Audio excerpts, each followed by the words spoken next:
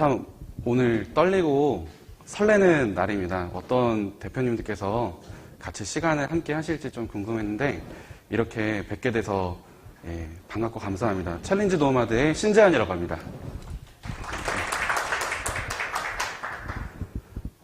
오늘 제가 준비한 주제는 정부 지원 사업 연중 로드맵에 대해서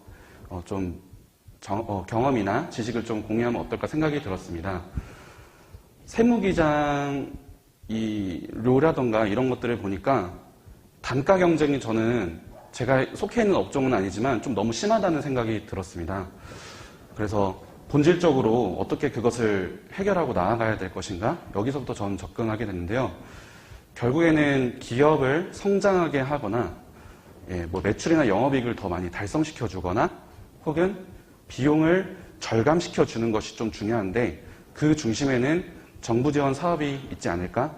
그래서 만약에 내가 관리하는 고객분들에게 오늘 들으신 내용 중에 일부를 이런 것이 있다라고 하는 정도의 정보 전달이라던가 혹은 미처 몰랐던 그 기업들이 이것으로 인해서 혜택을 받으면 제 생각엔 기장료뿐만 아니라 좀 종합적인 컨설팅에 대한 어떤 용역 개념으로까지 접근을 할 수 있지 않을까 이런 생각이 들어서 준비하게 되었습니다. 발음이 좀 잘 전달되기 위해서 마스크를 좀 벗고 해도 괜찮을까요? 네.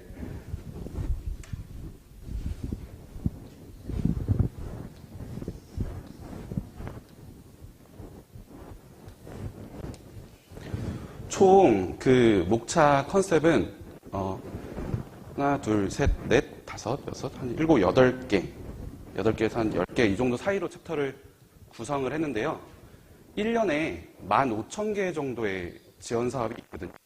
주로 기업마당이라던가 아니면 K-스타트업이라고 하는 두 군데에서 검색을 하시면 매일 한 10개에서 20개까지 나오더라고요. 근데 처음 접하게 되면은 뭐가 뭔지 잘 모르겠는 그런 부분이 있어서 기업들이 실제로 니즈가 굉장히 많은 저는 두 가지를 좀 집중적으로 오늘 설명드리고자 합니다.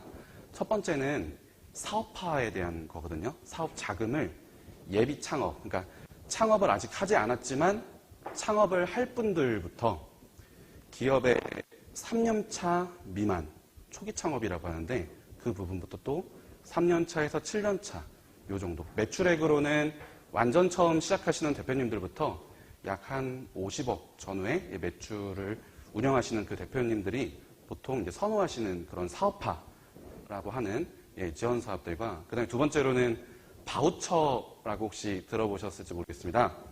뭔가 티켓을 줍니다. 되게 다양한 티켓이 있는데요. 그 중에서 매년 공통적으로 이렇게 돌아오는 티켓들이 좀 있더라고요. 그런 부분들을 조금 말씀을 나눠보고자 합니다.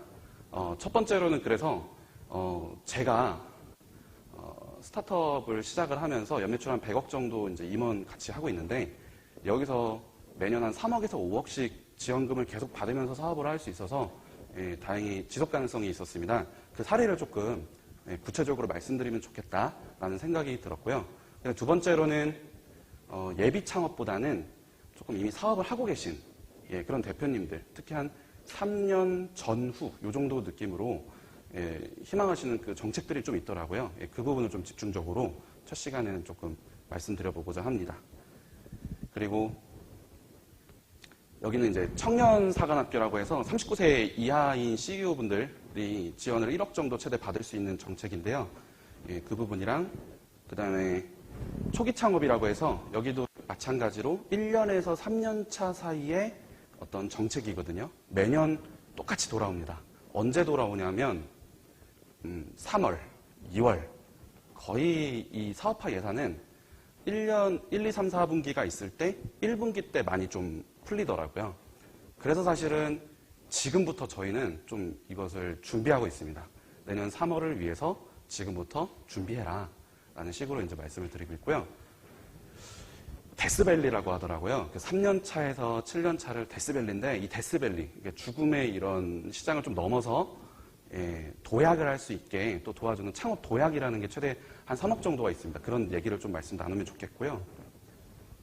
그 다음에 후순위로는 그 예비 창업 패키지, 중학생부터 지원이 가능하고 할아버지 할머니까지 좀 지원이 가능한, 그러니까 나이 성별 상관없이 사업자를 내고 있지 않다면 1만 원에서 1억 정도까지 지원이 가능한데요.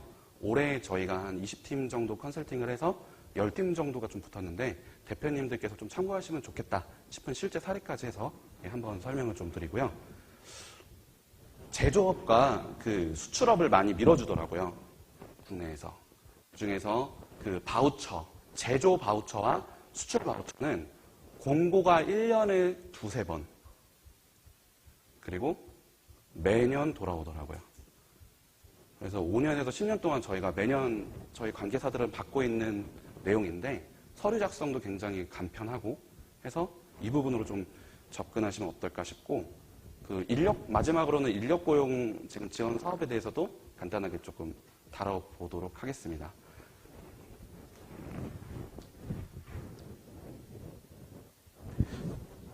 제가 처음 이제 업을 시작했던 거는 정글 MNC라는 광고 대행사였습니다. 지금은 연매출 한 40억에서 50억 정도 하는 이제 사당에 위치한 온라인 광고 대행사인데요. 맨 처음 시작이 여기 있는데 이 직원 3명, 노트북 3개로 블로그 노출로 컸던 회사거든요.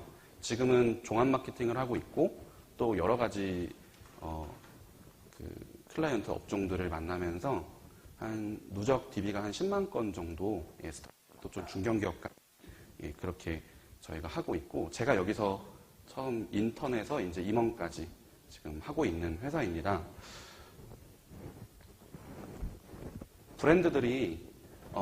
브랜드들을 좀 많이 경험을 했었거든요.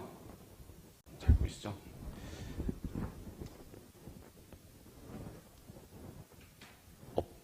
되게 대기업부터 스타트업까지 다양하게 좀 경험을 했었습니다. 근데 공통적으로 원하는 거는 자금을 좀 확보하고 싶다. 이 부분이 좀 공통적이었더라고요.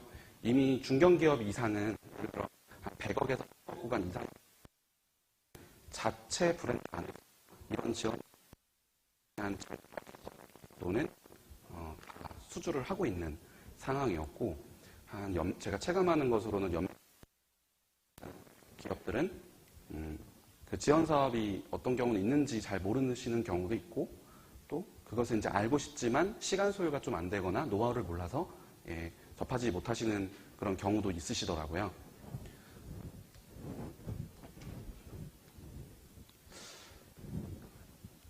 친구가 정글 MNC 대표이고, 그 다음에 정글 몬스터라고 하는 광고 대행사의 노하우로 브랜드를 시작했습니다. 그 20대 초반에 있는 청년을 인큐베이팅해서 5년 만에 올해로 한 연매출 한 70억 정도까지 키우게 되었는데, 완전 1인 기업부터 이커머스, 강아지, 고양이 용품으로 이렇게 하다 보니까 매년 한 3억에서 5억 정도씩 받을 수 있게 되더라고요. 그래서 실제로 지금 회사를 잘 운영하고 있고, 매출액 같은 경우도 이렇게 강아지, 물, 치약 같은 것들 팔기도 하면서 매출이 올라가고 있는데, 만약에 정부 자금을 확보하지 못했더라면은 그 중간중간에 저희가 투자를 받고 가는 회사가 아니기 때문에 중간중간의 위기 혹은 자금 확보의 위기 이런 것들이 있을 때 극복하기가 참 힘들었을 수 있겠다라는 생각이 들었고, 제가 속한 주로 그 쇼핑몰 업종은 30억 정도 규모가 넘어가면은 총 영업이익이 한 10% 정도. 그래서 올해 한 50억 정도 만약에 맞췄다고 하면은 5억 정도 이제 자금이 영업이익으로 남는 그런 회계가 맞춰지더라고요. 근데 중요한 거는 자금을 확보했을 때 이 정도 수치가 나오더라라는 내용이었고요. 보통 스마트 스토어 할게요. 아니면은 온라인 쇼핑몰을 할게요. 라고 하게 되면은 지원 사업의 합격률이 매우 낮아집니다. 이 전체적인 지원 사업의 하나의 맥은 뭐냐면 정부에서 밀고 있는 그 정책의 결과 굉장히 내가 운영하는 사업이 맞아야 하더라. 다양한 업종으로 저희가 지원을 해보게 되는데 주로 4차 산업이 있지 않습니까? AI, 사물 인터넷, 인공지능, 메타버스 이런 것들과 내가 하는 사업을 연결시켰을 때 의미가 있더라고요. 그래서 첫 번째 키워드는 4차 산업이었습니다. 그리고 두 번째 키워드는 뭐였냐면은 환경, ESG, 지속 경영에 대해서인데 그 두 가지, 예를 들어 ESG에 해당하는 거는 이따가 설명드리겠지만 뭔가 사회적으로 버려지는 것들을 다시 살려낸다던가 약자들을 다시 올려낸다던가 이런 것들에 대해서 정부에서 많이 밀어주는 거였는데요. 중요한 거는 뭐였냐면 정글몬스터는 실제로 쇼핑몰을 반려동품 헬스케어 제품으로 하고 있지만 사물 인터넷 요소를 같이 결합시켜서 운영을 하고 있거든요. 인공지능이라던가. 근데 중요한 거는 저희가 내부에 그런 개발자가 없다는 겁니다.